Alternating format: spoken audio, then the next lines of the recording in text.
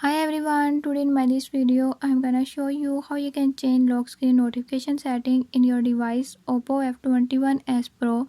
In this device Oppo F21s Pro, if you want to know how to turn on or how to turn off lock screen notifications, I'll show you the right way how to edit lock screen notifications.